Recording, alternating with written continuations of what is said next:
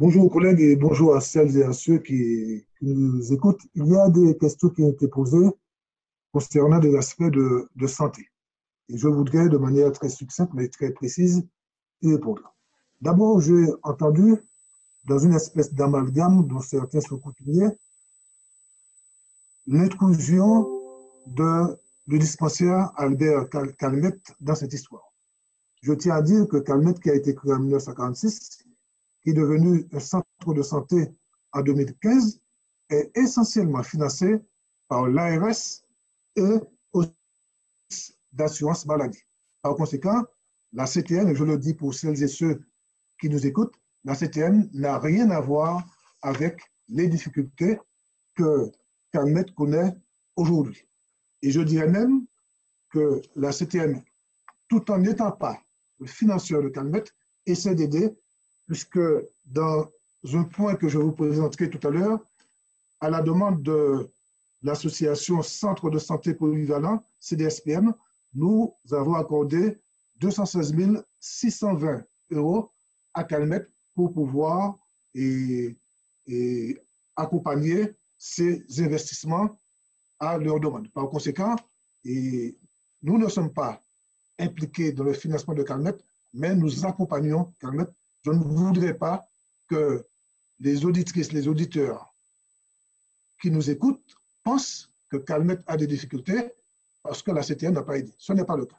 Il faut que ce soit clair.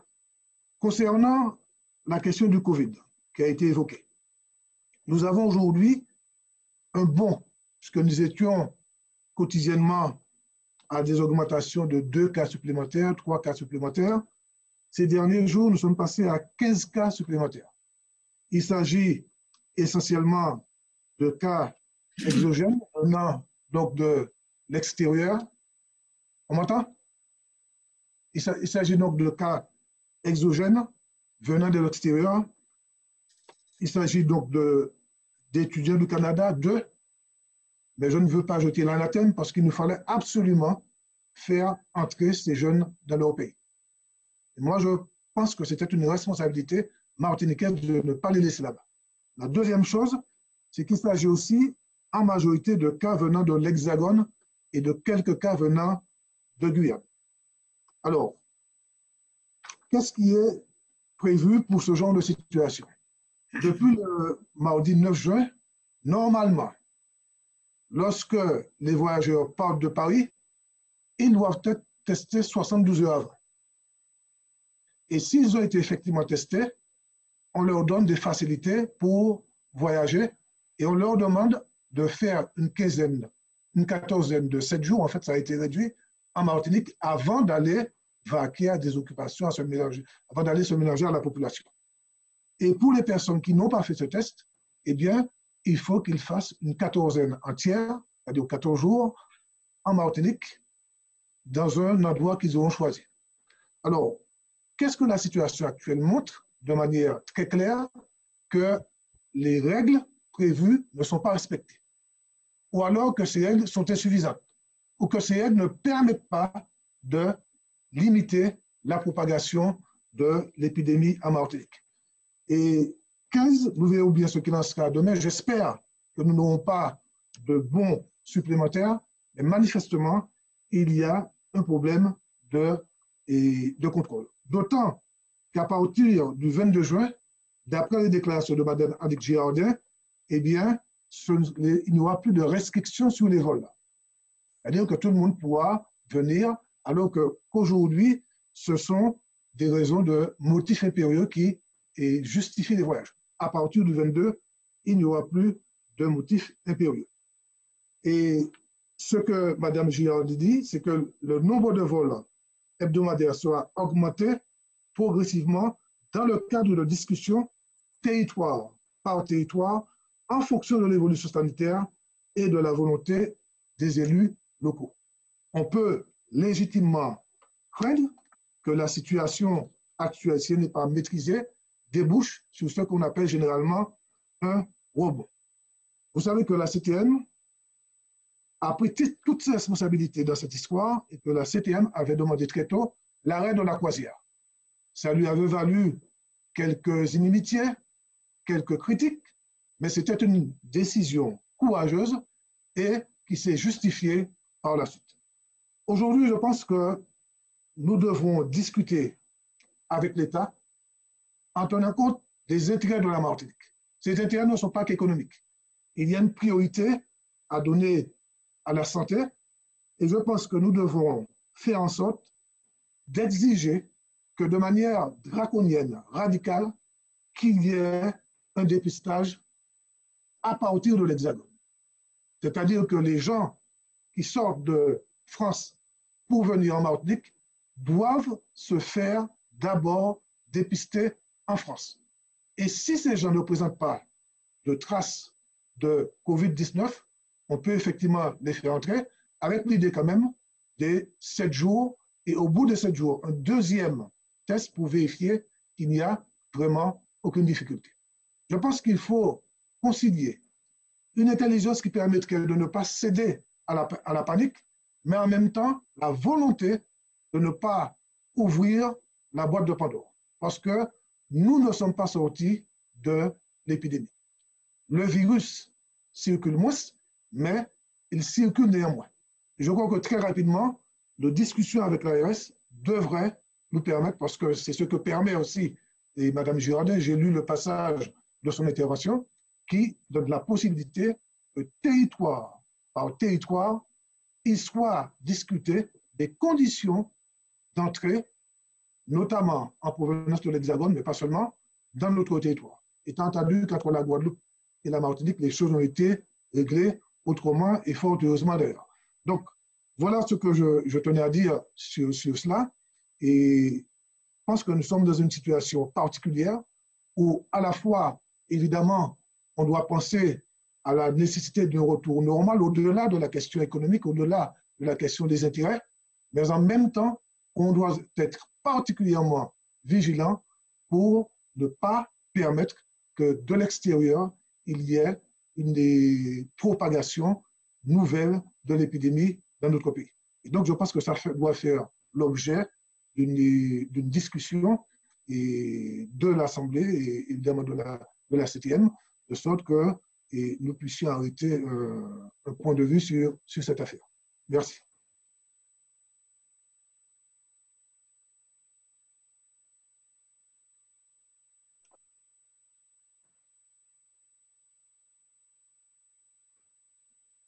J'ai terminé, Président.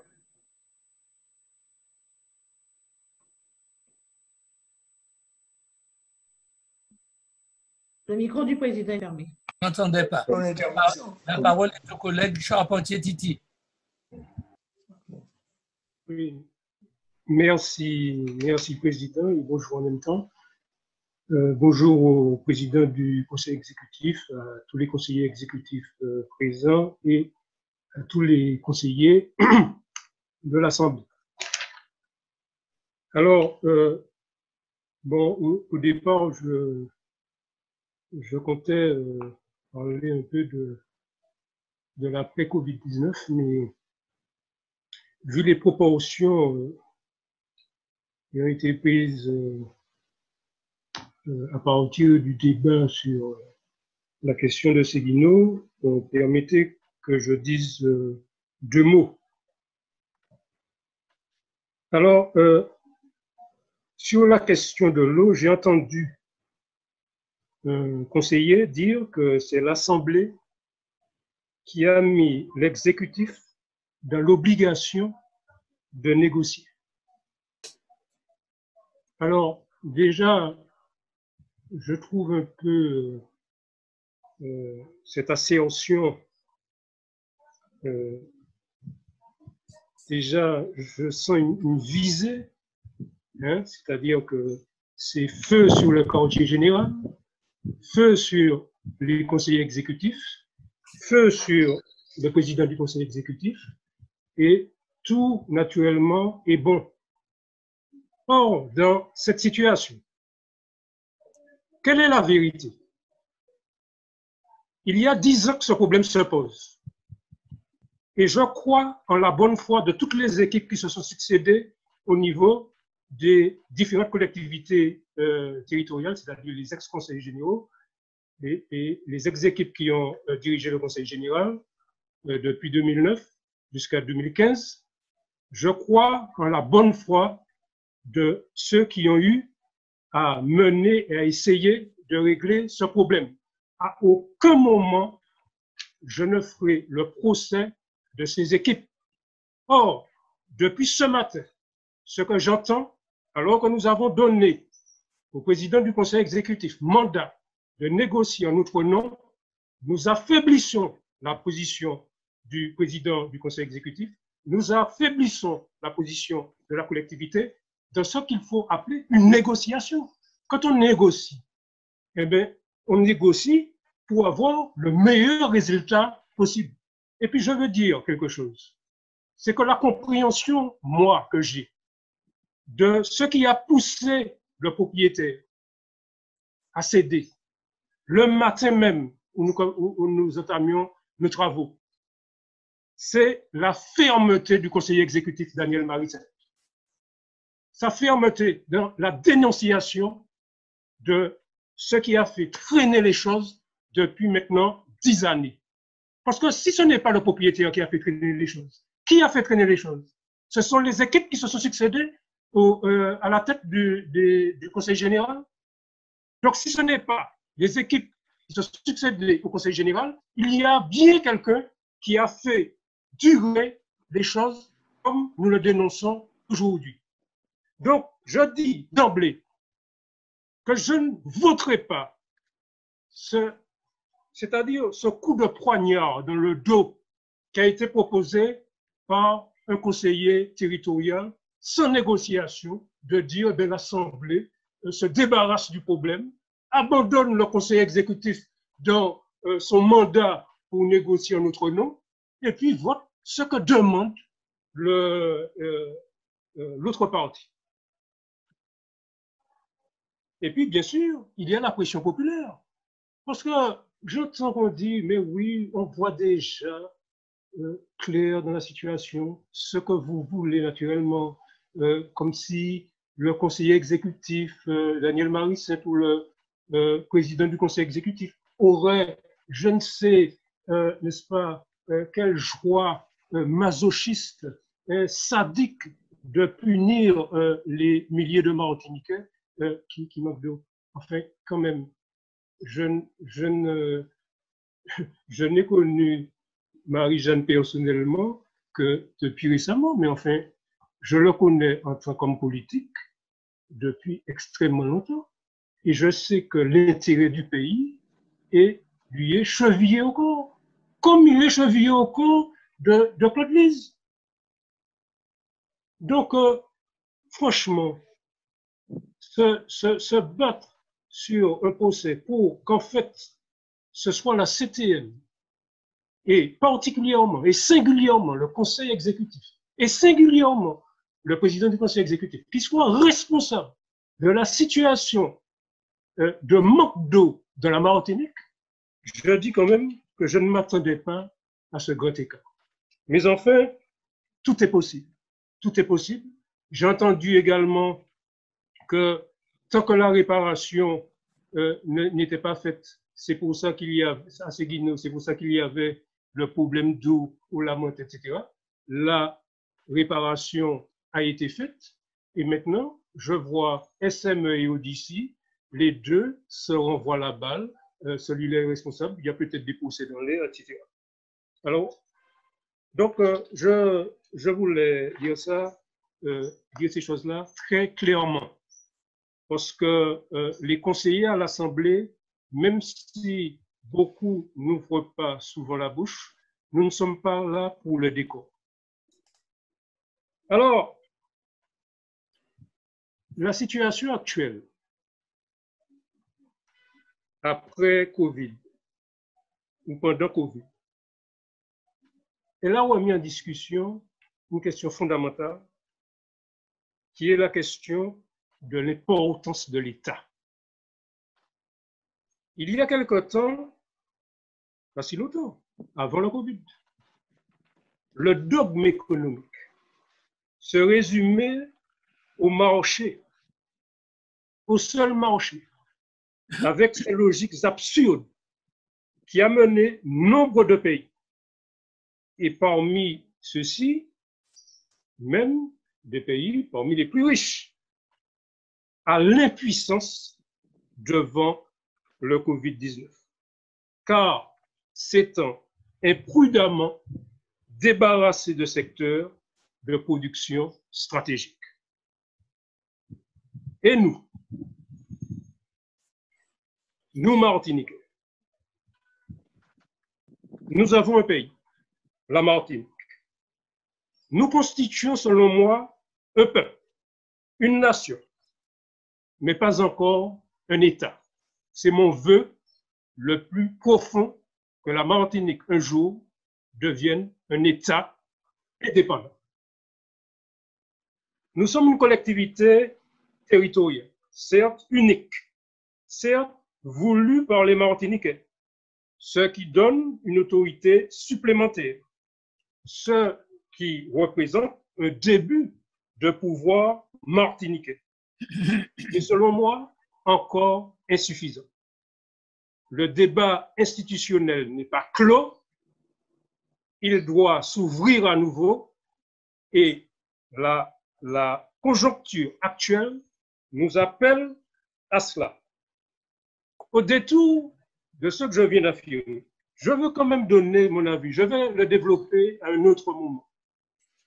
C'est sur la configuration de notre collectivité.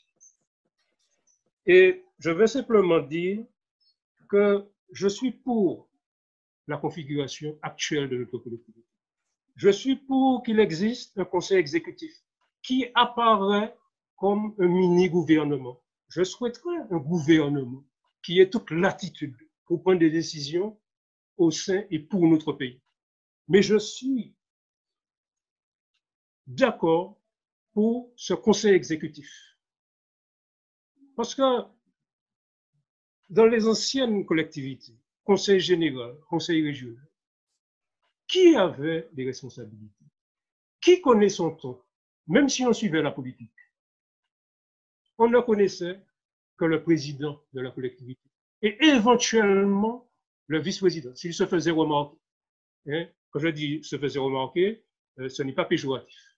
Mais en dehors de cela, on ne savait pas qui faisait partie des commissions permanentes, qui avait réellement des responsabilités au niveau des commissions permanentes.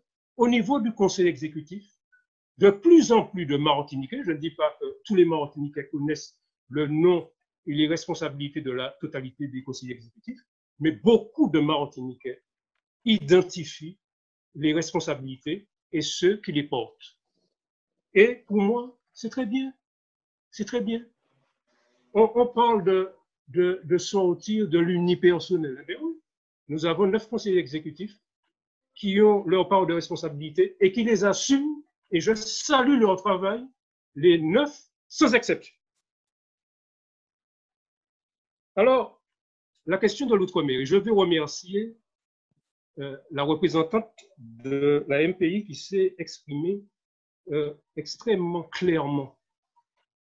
La question de l'outre-mer, qui peut ressembler à des droits de douane, bien que je ne fasse pas de confusion, je connais ce que sont que les droits de douane, voit son existence devenue aléatoire, en dépit des transformations qu'il a connues. C'est encore la logique aveugle du marché qui est à l'œuvre, c'est-à-dire la suppression de toute entrave à la dite liberté du commerce, quitte à écraser les plus petits. Et c'est pour cela que je m'inscris totalement dans l'appel de la représentante de la MPI, de conjuguer nos efforts, élus, entreprises, population, jeunes, parce que je l'ai entendu dire qu'il faut informer les scolaires, il faut informer ceux qui sont à l'université, afin qu'ils conçoivent, n'est-ce pas, le danger que ça représente, c'est-à-dire le danger de la disparition de l'octroi de mer. Car, en clair, ce dont nous avons besoin, et nous en avons déjà parlé ici, c'est d'un véritable pouvoir fiscal. Un pouvoir politique, un pouvoir fiscal. La CTM dispose de 4 taxes avec un encadrement extrêmement serré, c'est-à-dire que ça ne lui donne pas de latitude. Moi, j'entends des collègues qui parlent d'États qui prennent des décisions, d'États qui font des emprunts, etc. Ce sont des États. Ce sont des États. Et ce que je voudrais également dire,